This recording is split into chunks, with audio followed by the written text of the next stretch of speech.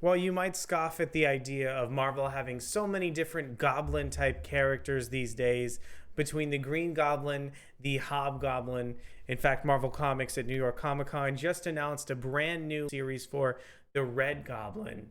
But today, the Amazing Spider Man issue number 11 is going back in time and pulling on some of the plot threads from that Hobgoblin character. My name is Arco Braddock, and today let's go ahead and go back into the fascinating history of the Hobgoblin with the full in-depth review of the Amazing Spider-Man number 11.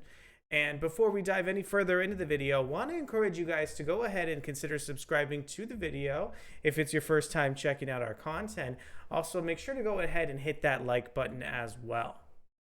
Alrighty, so first off, I want to go ahead and introduce the fantastic creative team behind the Amazing Spider-Man number 11. This issue is written by Zeb Wells. We have art from John Romita Jr., inks from Scott Hanna, colors from Marcio Menyz, letters from VC's Joe Caramagna. John Romita Jr., Scott Hanna, and Marcio Menyz also worked on the cover for this issue together. And now I want to go ahead and read off our solicitation text to give you a little bit more context behind everything that's happening in The Amazing Spider-Man, because author Zeb Wells keeps changing the kind of script and direction of the series seemingly issue by issue. The return of the Hobgoblin.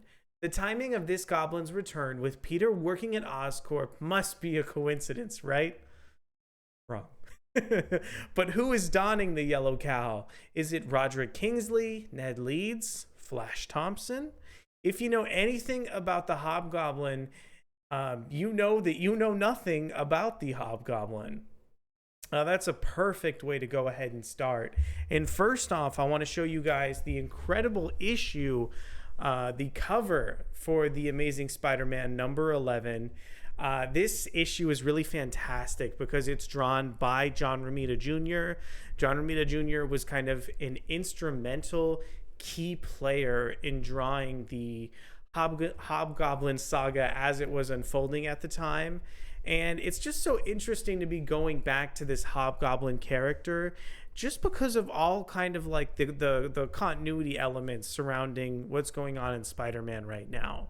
Norman Osborn has had his sins cleansed and is recently trying to go on the straight and narrow. And meanwhile, there's a new goblin or a familiar goblin, returning to the Amazing Spider-Man number 11 to wreak even more havoc. So I wanted to go ahead and show off some of the preview pages from artist John Romita Jr. This was, I think, one of the first issues where I really think John Romita Jr.'s art comes into his own here, and finally shows how a more modern style can look with John Romita Jr.'s sense of pencils. As you can see from some of the pages in the issue, there's so many details that are drawn in the background, which is always kind of a surefire sign showing that the artist is firing, on all cylinders and is really putting care into the work. John Romita Jr.'s facial expressions in this issue are just fantastic here. Love this page where we first see kind of the Hobgoblin showing up and wreaking havoc within the pages of the Amazing Spider-Man number 11. Also, this page is almost an homage to a previous John Romita Jr. kind of Spider-Man run, but this time we're kind of adding the element of Black Cat to the mix. Suffice to say, I think, within the issue itself, there's also a few homages to, the original Hobgoblin story with the way I think some of these characters are framed and even just kind of that look in the debut issue. However, the reason why I'm talking about this issue of Spider-Man and the reason why I continue to talk about this series has a lot to do with the incredibly clever writing with Zeb Wells. We know that Spider-Man is about to head into a dark web crossover that's going to be filled with some X-Men themes, But in the meantime, the publisher's kind of taking a break and giving some context behind, Norman Osborn. And also, I just love how this series is homaging kind of past Spider-Man stories. Since we have the Hobgoblin showing up here, we're getting characters like Betty Brant and Ned Leeds returning to the Marvel Universe. There is some really fantastic character drama between Norman Osborn and the other players in the Marvel Universe as well. I am so happy to see Zeb Wells really taking advantage of this, new status quo for Norman Osborn as he really tried and redeem some of his past behavior.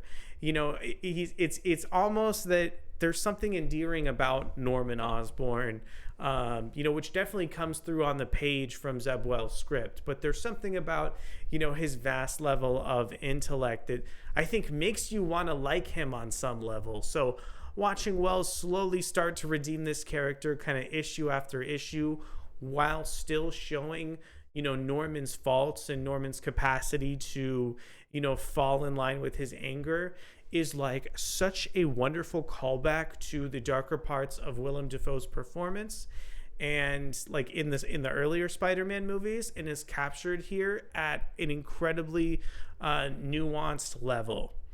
Also, in these scenes, I really do think that John Romita Jr. does a fantastic job kind of keeping pace with the high emotions in Zeb Wells' script, and even making some of these high octane moments look even more prominent.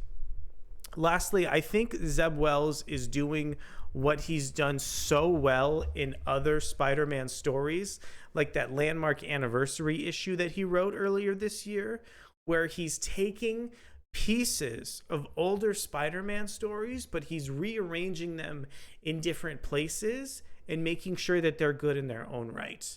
So you can read the story at face value and appreciate what you're reading.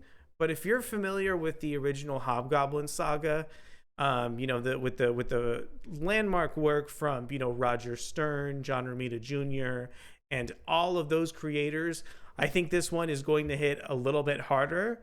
But that being said, I have to congratulate Zeb Wells and this creative team for venturing down a different direction for Spider-Man and managing to accomplish such a high level of, return with another strong issue of the series.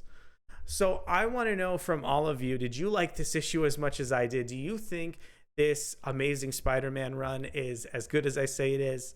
I want to know why or why not in the comments below. Thank you guys so much for coming to check out the video. We'll be back a little bit later this week with more excellent comic book content. I'll see you then. Bye.